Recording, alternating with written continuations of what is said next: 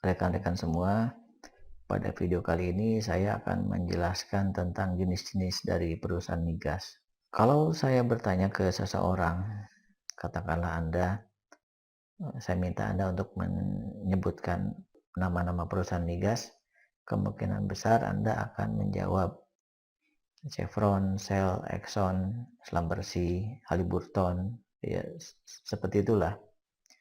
Karena Anda hanya tahu nama-nama itu, maka Anda mungkin hanya melamar ke perusahaan itu. Dan ketika gagal, Anda langsung berkesimpulan bahwa kompetensi Anda tidak cukup untuk bisa lolos tes di perusahaan migas. Padahal di luar nama-nama itu, ada ratusan perusahaan yang bergerak di sektor migas dan mungkin Anda bisa masuk ke sana, kompetensi Anda cukup untuk diterima di sana. Jenis perusahaan migas itu secara sederhananya bisa kita klasifikasi berdasarkan kegiatannya. Pertama tuh ada perusahaan migas jenis KKKS.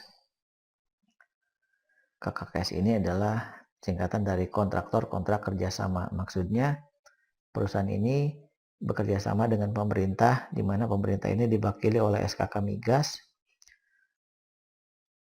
untuk melakukan kegiatan eksplorasi dan produksi. Jadi maksudnya seperti ini, misalnya di wilayah Indonesia itu ada satu area yang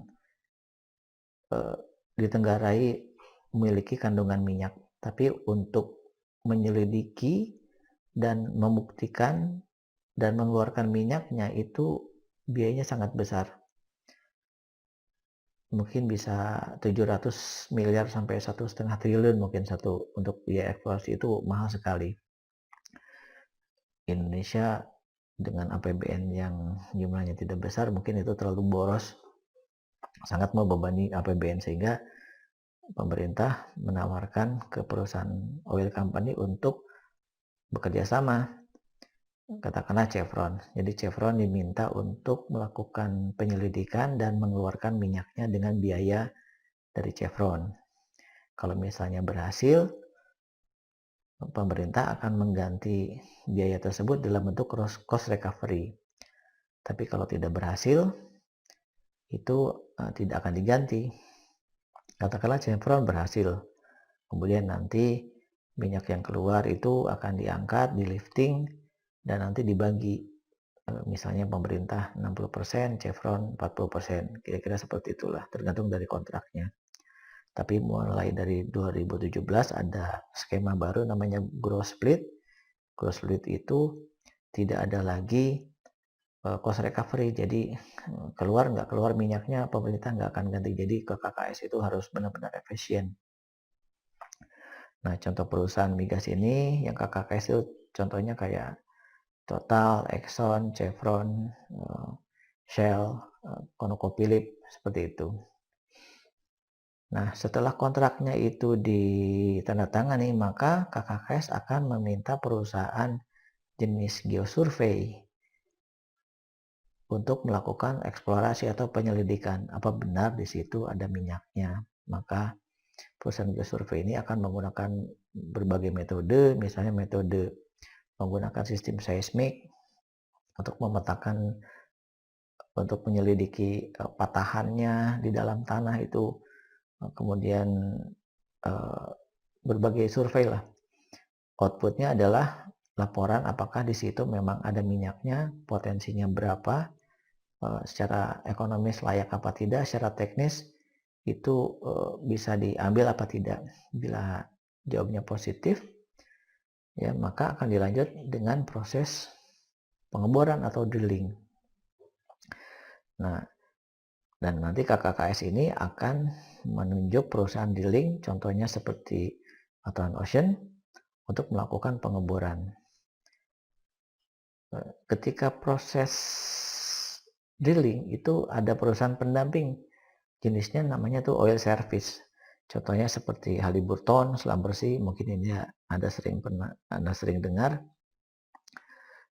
Ini melakukan kerjasama dengan perusahaan drilling. Jadi ketika perusahaan drilling ini melakukan pengeboran, perusahaan oil service akan memasang casingnya, akan akan memasang cementing. Jadi untuk perkuatan sumur itu disemen sampingnya agar tidak runtuh. Kemudian diberikan lumpur, sirkulasi lumpur agar itu untuk pelumasan dan untuk menaikkan atau mengangkat batuan-batuan hasil drilling itu ke atas untuk diperiksa. Kemudian melakukan perforating atau sumurnya nanti diledakkan agar batuannya retak naik ke atas gitu. Atau juga nanti di banyak macamnya. Nah, katakanlah minyaknya tuh sudah bisa keluar dan siap untuk diangkat atau di lifting ya. Output dari oil service ini dan drilling ini adalah memasang katup. Kita namakan tuh namanya tuh wellhead atau Christmas tree kalau orang-orang lapangan bilang. Nah, tentu minyak yang keluar ini kan harus diproses untuk jadi minyak bahan bakar.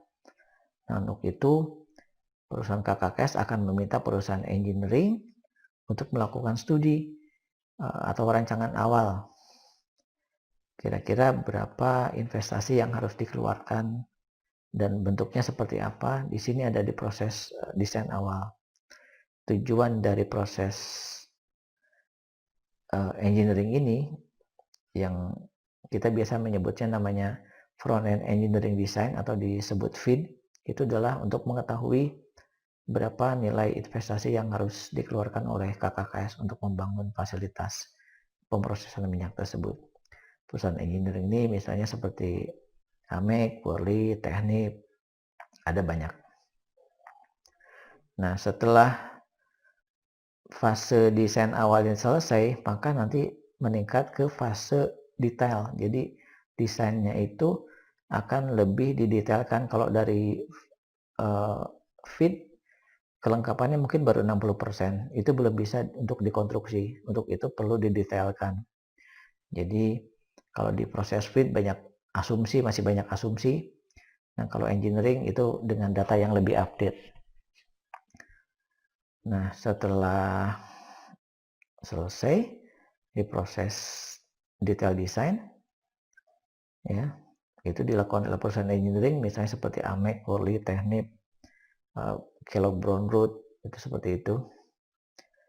Nanti baru di construction ya, dibangun.